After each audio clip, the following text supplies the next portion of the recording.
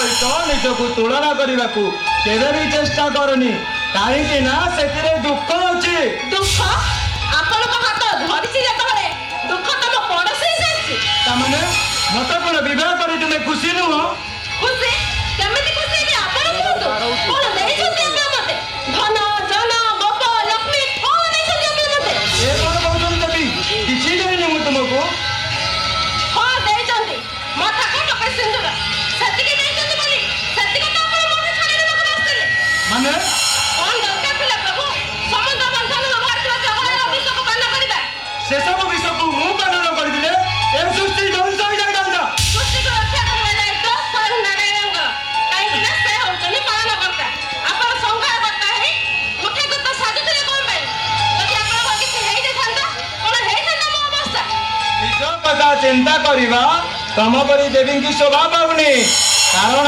सृष्टिर मंगल कामना करवा तमर धर्म निज पेट फुटी रे तो मो अन्य माने कथा चिंता करबी मो पेट पड़ी जासी रे तबे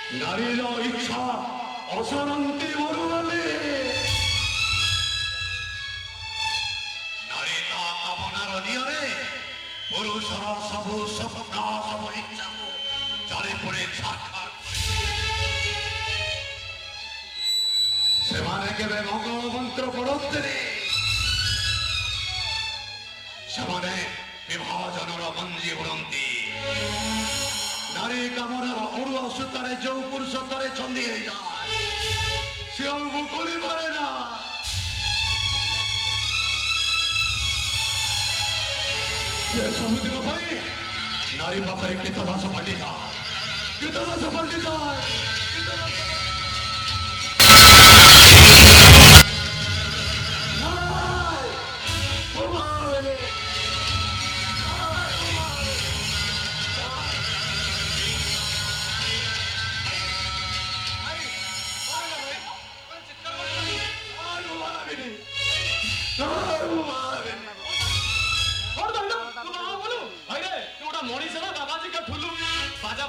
रेडी गलानी पालिकी वाला पालिकी सजेलानी इंद्रजित बाबू साधु मो सब सभा सभा कहछन खाली दिन 11 सुधा बाट मरणी हबो कौन मन तू बाहा हबनु अरे तू बाहा हबनु बोली मते राखी जा पंडित नाही सकल जिंस पत्र धरी हाजर कौन मन तू बाहा हबनु ओ महावीरे ताई स्त्री घर को आनिले से केबे मो अभाव संसार भितरे चली परिबोनी नारीर आशा सरंती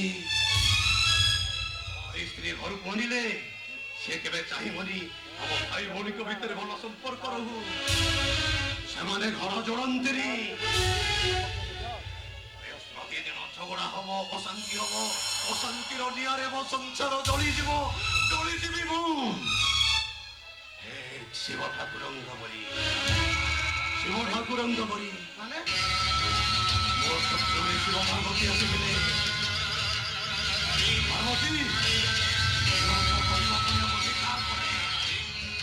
ପାର୍ବତୀ ଶିବଙ୍କୁ ଅଯୋଗ୍ୟ ସ୍ୱାମୀ ବୋଲି କହିଲେ। ଶିବ ପାର୍ବତୀଙ୍କ କଥାରେ ବାହା ହେଇ ଭୁଲ କରିଛନ୍ତି ବୋଲି କହିଲେ। ହଁ, ପାଆନ୍ତି ସ୍ୱପ୍ନ ସବୁ ସତ। ସତନା ବାବାଜୀ ଗାଠୁଲୁ ବାହାଘର ପୂର୍ବରୁ କିଏ ସିନା ରୋମାଣ୍ଟିକ ସିନ୍ ଦେଖନ୍ତି, ଏଇ ଯେମିତି forest park, Gandhi park, sea beach, Konark ମନ୍ଦିର, ନହେଲେ ଆଇଗିଣିଆ ଛକ, ଏମିତି ସିନା ସ୍ୱପ୍ନ ଦେଖନ୍ତି। ତୁ ତ ଶିବ ପାର୍ବତୀ ସ୍ୱପ୍ନ କଣ ପାଇଁ ଦେଖୁଛୁ? ମୋର ସେ ଅଳିଆରେ ପଶିବାର ନାହିଁ କି ଗୋଡ଼ ଧୋଇବାର ନାହିଁ। ଏ ନରୀ ସିଧା ସିଧା ସାଧୁ ମଉସାଙ୍କୁ କହିଦେବୁ ଏ ବାହାଘରଟାକୁ ବନ୍ଦ କରିଦେବ। ନା ଏ ବାହାଘର ବନ୍ଦ ହେଇପାରିବନି। କାହିଁକି ବନ୍ଦ ହେଇପାରିବନି? କାହିଁକି ନା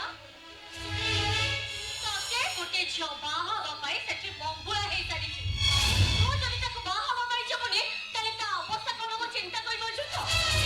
ତାର କଣ ଅବସ୍ଥା ହବ ବୋଲି ମୁଁ ମୋ ସଂସାରଟାକୁ ଭାଙ୍ଗି ପାରିବିନି, ଭାଙ୍ଗି ପାରିବିନି ମୁଁ। ତୋ ପାଇଁ ଆମେ ଗାଁ ଦାଣ୍ଡରେ ମୁଣ୍ଡ ଟେକି ବାଟ ଚାଲିପାରିବୁ। କାହିଁକି ଜାଣିଛୁ? କାରଣ ତୋର ବାହାଘର ହେଇପାରୁନି ବୋଲି ସାହି ଭାଇ ଆମକୁ ଦେଖେଇଥିଲେ କେତେ କଥା କହୁଛନ୍ତି। ଆଚ୍ଛା ଆଚ୍ଛା ଠିକ ଅଛି। ଯୋଉ ଦିନଠୁ ତୋ ବାହାଘର ଠିକ ହେଲାଣି ସେଦିନଠୁ ଏଇ ସାହି ପଡ଼ିଶା ଲୋକଙ୍କର ମୁହଁ ବନ୍ଦ। ଆଉ ଯଦି ଏମାନେ ସବୁ ଶୁଣିବେ ତୋ ବାହାଘରଟା ହଉନି ବୋଲି ସେମାନେ ଆମକୁ ଦେଖେଇ ସେଠି ଅନେକ କଥା କହିବେ। କହିବେ ଏ ସ୍ୱାର୍ଥପର ଭାଇ ଭଉଣୀ ଦିଟା ଜାଣି ଶୁଣି ତାଙ୍କ ଗରିବ ନିରୀହ ବଡ ଭାଇଟାକୁ ବାହା କରାଇ ଦଉନାହାନ୍ତି। ଏ ଜୀବ ଭାଇ ଆରେ ମୋ କଥା ଟିକେ ବୁଝିବାକୁ ଚେଷ୍ଟା କରେ। ଏ ଜୀବନ ଭାଇ ସ୍ତ୍ରୀ ଘରକୁ ଆଣିଲେ ସେ କେବେ ଚାହିଁବନି ଆମେ ଏକାଠି ବସୁ, ଏକାଠି ହସୁ, ଏକାଠି ଖାଉ। ମୋ ସଂସାରଟାକୁ ଭାଙ୍ଗି ରେ ତମ ମାନଙ୍କ ଜୀବନ ନଷ୍ଟ ହେଇଯିବ। ଆଗକୁ କିଛି ଘୋଷିଦେବେ, ଗୋଟିଏ ଡାଲକୁ ରିପିଟ୍ କରୁଛୁ। କରିଦେବି, ଭାଙ୍ଗିଦେବି, ନଷ୍ଟ ହେଇଯିବ, ଇଏ ହେଇଯିବ, ସିଏ ହେଇଯିବ। ଛେଳି ଘାସ ଖାଇଦେବ ବୋଲି ମାରି କଣ ଘାସ ଲଗେଇବା ଭୁଲିଯିବ? ଆରେ ତୁ ବାହା ହେଲେ ନୁହଁ, ତୁ ବାହା ନହେଲେ ମନେକର ଭବିଷ୍ୟତ ନଷ୍ଟ ହେଇଯିବ। କେମିତି? କେମିତି କଣ? ତୋ ଭାଇ ଇଞ୍ଜିନିୟର ହବ, ଭଉଣୀ ଡକ୍ଟର ହବ, ଏମାନଙ୍କ ପାଠ ପଢା ପାଇଁ ମୁଠା ମୁଠା ଟଙ୍କା ଦରକାର ହବ। କୋଉଠୁ ଆସିବ ଏତେ ଟଙ୍କା? କହିଲେ ମୁଁ ନିଜକୁ ବିକ୍ରି କରିଦେବି। ବିକ୍ରି କରିଦବୁ ଆଉ, ବୁଝିଲୁ? ତତେ ତ ଲୋକ ମାର୍କେଟରେ ଲମ୍ବା ଲାଇନ ଲଗେଇଦେବେ କିଣିବା ପାଇଁ ଆଉ। ତୁ ଆମ ଗାଁ ବଇଁଶୀ ପଣ୍ଡା ନୁହଁ ରେ, ତୁ ଆମ ଗାଁ ଦୈତାରୀ ପଣ୍ଡା ନୁହଁ, ତୁ ଆମ ଗାଁ ବଇଁଶୀ ପଣ୍ଡା। ଶୁଣେ ଚୁପଚାପ, ମୁଁ ଯାହା କହୁଛି ଚୁପଚାପ ଶୁଣ। ମୋ କଥା ମାନେ କିନ୍ତୁ ଭଲରେ ଭଲରେ ବାହା ହେଇଯା। ଆଉ ଗୋଟେ କଥା ବି ଶୁଣ, ଡିମାଣ୍ଡ ବାବଦକୁ ଯୋଉ 3 ଲକ୍ଷ ଟଙ୍କା ମିଳିବ, ଆରେ ସେଇଥିରେ ତ ସେମାନଙ୍କର ଭାଇ ଭଉଣୀଙ୍କର ପାଠ ପଢା ସବୁ ସମାଜର ସମାଧାନ ହେଇଯିବ। ଆଉ ଗୋଟେ କଥା ବି ମନେ ରଖ, ସାଧୁ ମଉସା ବି ସଫା ସଫା କହିଛନ୍ତି 7 ବର୍ଷର ଭିଟା ମାଟିଟା ଯୋଉ ବନ୍ଧା ପଡିଛି ସେଇଟା ବି ମଧ୍ୟ ସେ ଫେରେଇ ଦେବେ। ସିଏ କାହିଁକି ମତେ ଏତେ ଟଙ୍କା ଡିମାଣ୍ଡ ଦେବେ ତୁ କହ। ଆରେ ସାଧୁ ମଉସା କାହିଁକି ମତେ କରୋଡ଼ ଟଙ୍କା ଛାଡ଼ କରିଦେବେ? ମୋ ସ୍ୱର୍ଗ ଇନ୍ଦ୍ର ଯେ ସେମାନେ ମତେ ବହୁ ଭାବରେ କହି ବନ୍ଧା ହୋଇଯିବେ। ଆରେ ମୁଁ ତ ଅଧା ପାଠୁଆ ଅଧା ବୟସର ଗରିବ ବ୍ରାହ୍ମଣଟିଏ। ପରିବାର ଚଳେଇବାକୁ ଅକ୍ଷମ। ଆଉ ଇନ୍ଦ୍ରଜିତ ବାବୁ ବହୁତ ବଡ ଲୋକ। ତାଙ୍କ ଭାଣିଜୀ ଦେଖିବାକୁ ଭାରି ସୁନ୍ଦରୀ, ଅଳ୍ପ ବୟସର, ଅଧିକ 2 ଅକ୍ଷର ପାଠ ପଢିଛନ୍ତି। ତାକୁ ତ ବହୁତ ଭଲ ଭଲ ପ୍ରସ୍ତାବ ମିଳିବ। ସେ କାହିଁକି ଜିଦ୍ କରିଛନ୍ତି ମୋ ସାଙ୍ଗରେ ବାହାଘର? ଟିକେ ଭଲ ଭାବରେ ବୁଝୁ, କଥାରେ ବୋଧେ କିଛି କିଏ ରହିଛି।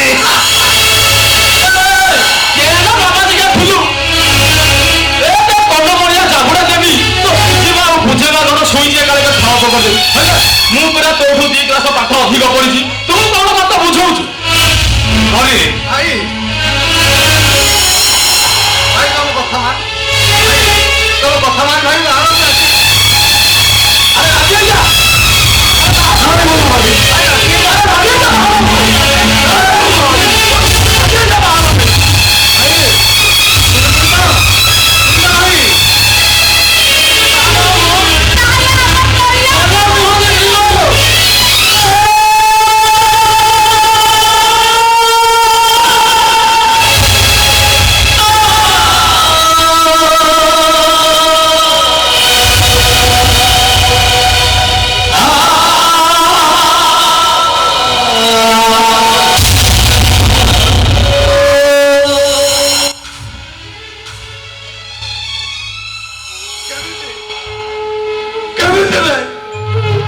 କେମିତି ତମେ ଏତେ ବଡ କଥା କହିପାରିଲ?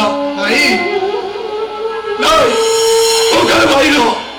ମୁଁ ଯଦି ତମମାନଙ୍କର ଭାଇ ହେଇଥାନ୍ତି ତମେ ତାହେଲେ ଏତେ ବଡ କଥା କହିବାକୁ ସାହସ କରିଥାନ୍ତ।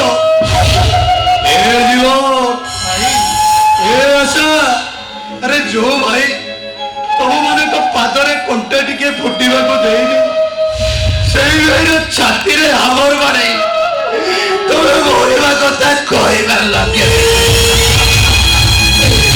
ଆରେ ତମେ ମୋର 2 ଜଣ ଏକ ମୋ ଛାତିର